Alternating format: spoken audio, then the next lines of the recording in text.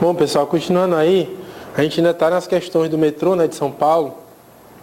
Essa questão aqui, ó, considere os aplicativos M-Office. Aí ele cita, né, o Word, Excel e Access, né. Aí vai ser os aplicativos dispostos em 1, 2, 3 têm correspondência funcional com relação ao BR Office, OpenOffice, né, respectivamente com os aplicativos. Pessoal, essa questão tinha que ser moleza, né. Mas assim, moleza para quem já mexeu com OpenOffice. Para quem nunca mexeu, tem ojeriza, ia ser complicado. OpenOffice tem sido muito cobrado na parte de informática básica, principalmente, né? E tem pego é mais fácil hoje, eu acredito, de um concurseiro que esteja estudando para informática básica, a parte de informática, acertar um tipo de questão desse do que um cara de TI acertar. Porque isso daqui está caindo direto para a informática básica, o pessoal não erra mais. Já o pessoal de TI despreza isso aqui completamente. Despreza, não sabe, nunca viu, quando tem na empresa não usa. Então é meio complicado. Eu já uso isso daí já há tempo, há um tempo já que eu uso, né? Então isso aqui não tem muito problema não, tá? Mas assim, aquela coisa, né? Você tinha que saber. Aqui é o Writer. Aí aqui o Excel, ele bota para sacanear, bota Calc e Math, né? Aqui, ó, ele bota Calc e Math. Aí você fica naquela dúvida, e aí, o que é, tal? Bom, aqui seria o Calc, que é a planilha eletrônica do OpenOffice ou BR Office, como queiram chamar. E o Access, aí ele bota lá, também dois para confundir, né? Não, se bem que o Access não tinha, porque Draw Base, você escolher Base, porque o Access é Database, né? Não tinha nem para onde correr. Ele não complicou muito. Para complementar, se você quisesse... Ah, e o PowerPoint, professor? O PP? O PowerPoint. Aí ele tem um negócio chamado Impress. Impress. Certo? Ele ainda tem... para o... Não faz parte do pacote Office, né? Mas assim, o Paint... O Paint ele não faz parte do pacote da Microsoft. Porém, o Draw faz parte do pacote OpenOffice, certo? Aqui, o que é uma função no Office, que é o Equation,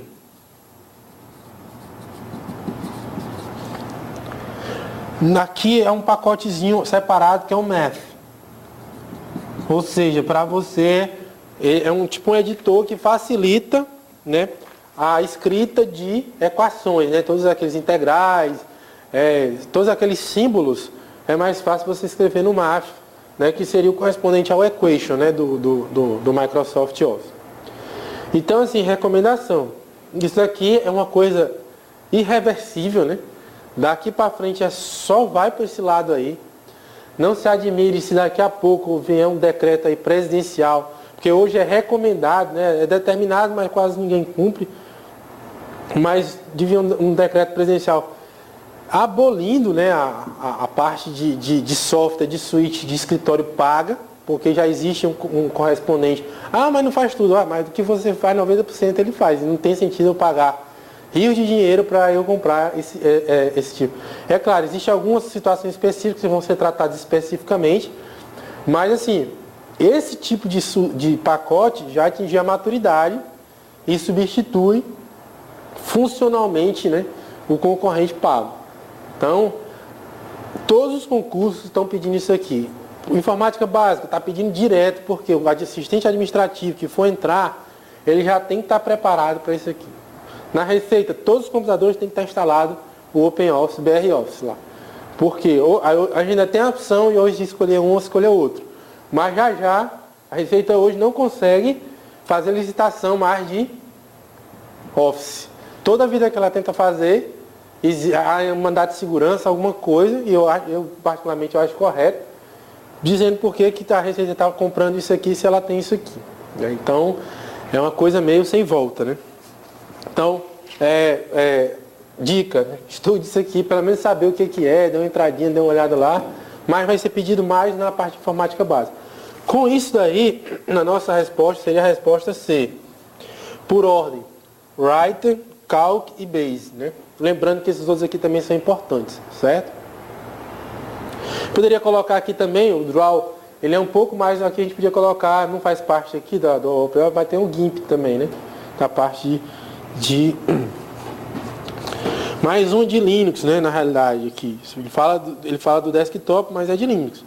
Para customizar o KDE, né? Que é um dos desktops lá do Linux, a parte do sistema operacional Linux, os usuários contam com o... aí, assim, você tinha que saber também, mas dá para usar aí uma certa sagacidade, né? Se você lembrar, esse cara aqui é um navegador, né? Um Queiro, já estava fora, né? Ele está querendo aí... E ele já está falando que é KDE, né? Se você soubesse para mesmo que era KDE, que é o desktop, um dos desktops do Linux, você pode escolher, né? Você teria também ali o... tem um que é feito pelo brasileiro, tem o... eu não estou lembrado agora, né? Tem outros gerenciadores de desktop, só que fugiu agora. Tem um muito concorrente desse aqui e tem um que foi feito pelo brasileiro também, né? Então ele fala assim, ó, para customizar. Aí ele fala gerenciador de janelas, né? De telas aqui. Esse aqui develop, né? Assim, normalmente esse develop não está relacionado à configuração, mas ao desenvolvimento, né? Você podia usar isso daí para colocar, que ele está falando de configurar. Certo? Esse KDM aqui é o KDE Desktop Management, né? Bom, pessoal, é aquela coisa, né? Você podia usar, parará, no final das contas, a resposta aqui é o centro de controle, né?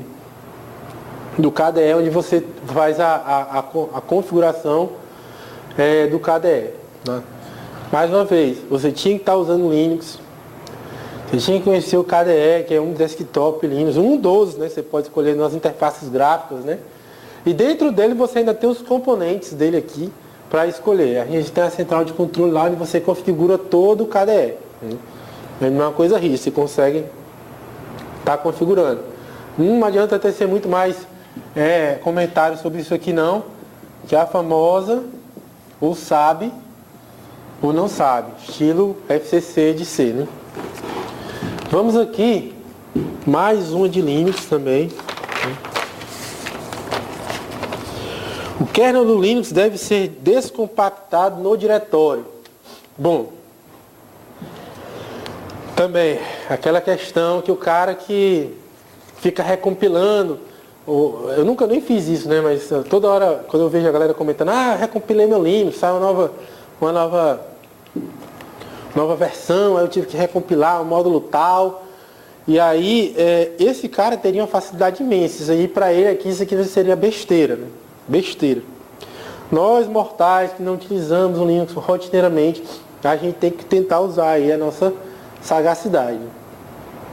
Uma coisa que eu digo é o seguinte: o Linux, ele tem, pelo menos você tinha que saber, ó, tem o modo user, né, e o modo root, do superusuário lá, do usuário do sistema, porque isso daí separa muita coisa, né? Coisas básicas que quem faz é o usuário, e coisas muito pesadas que quem faz só é o superusuário, ou, no caso, o próprio root, né?